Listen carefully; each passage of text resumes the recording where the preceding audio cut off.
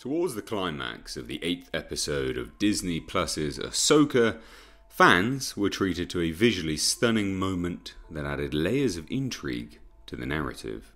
The character Baylan Skoll, portrayed by the incredibly talented and sadly now passed away Ray Stevenson, was seen standing atop a statue of the Father.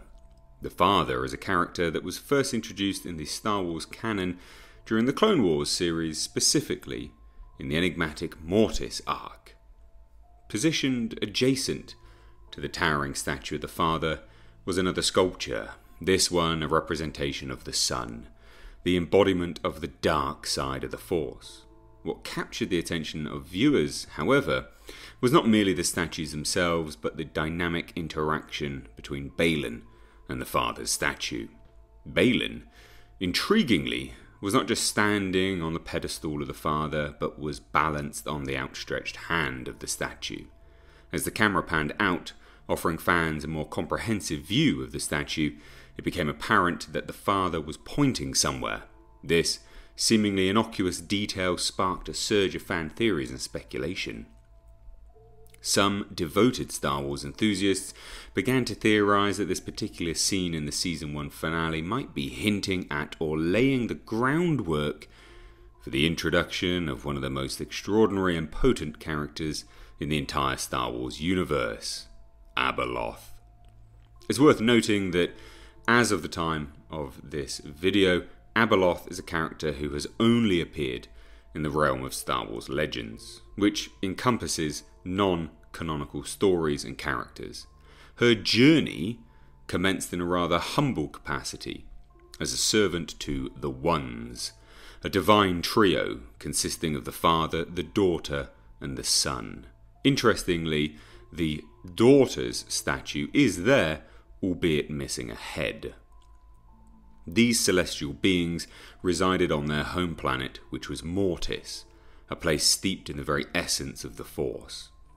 Over time, Abeloth grew emotionally close to each member of the Ones, and eventually she ascended to the role of the mother among them. However, there was a crucial distinction between Abeloth and her divine family. She was not immortal. To remedy this, she embarked on a forbidden journey, consuming from the font of power and immersing herself in the pool of knowledge. The font of power was a unique, force-rich fountain that bestowed those who drank from it with unparalleled power over both the past and the future, particularly the dark side of the Force. The Son regularly drew from this source, contributing to his formidable dark side abilities. The pool of knowledge, on the other hand, granted those who bathed in it limitless knowledge about virtually everything. Abeloth, through her communion with these sources, amassed unimaginable power and was transformed into the nightmarishly malevolent entity known as Abeloth. This transformation horrified even her divine family, the Ones, who promptly departed their shared home planet to a different realm. Notably, the Father understood the catastrophic consequences of releasing Abeloth upon the galaxy and was determined to prevent it at all costs. The Ones, being immortal in their own right, believed they were safeguarded against Abeloth's release as long as they were alive.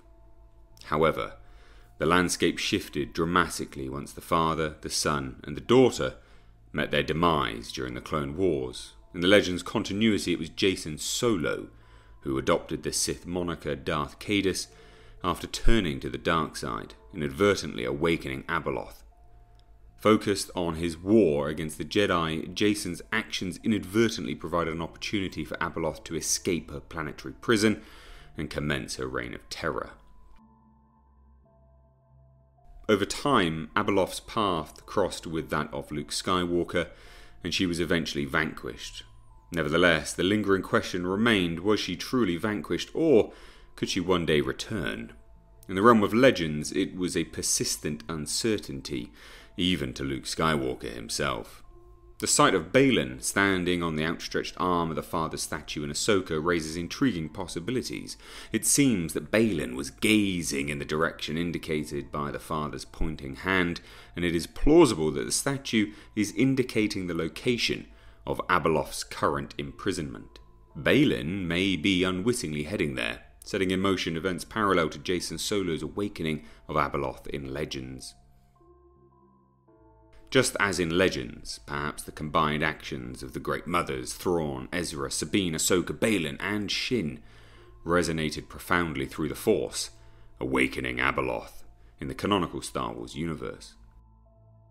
Notably, Baylan expressed the feeling of being called to a particular destination. Considering the demise of both the father and the son, it is conceivable that this call might be the voice of Abeloth herself. If the situation mirrors Legends, Abeloth's release may hinge on the absence of the Ones once they perished. It is possible that Abeloth's restraints on Peridea were shattered, and she merely awaited a significant disturbance in the Force to awaken her. Peridea's location in an entirely new galaxy introduces the potential for entirely new narratives to unfold, with Abeloth as the central antagonist.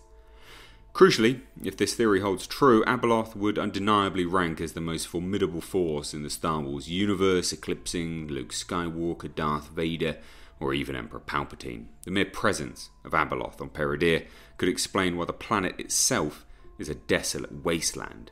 Her dark side powers are so overwhelming that she literally engulfs everything she touches. The One's decision to confine Abeloth on Peridea would be strategic, given the galaxy's importance and its profound connection to the Force. They would have been eager to keep her as far away as possible from the main primary galaxy. However, there is also the unsettling prospect that Abeloth could eventually break free from Peridea and venture into the Star Wars galaxy itself. This might be a compelling avenue for Disney and Lucasfilm to explore in the post-sequel trilogy timeline. The ability for Abeloth to traverse the expanse to the Star Wars galaxy would underscore her unparalleled power and menace. It is especially noteworthy that even the most formidable Force users, such as Ahsoka, struggle to locate Peridea, let alone reach it.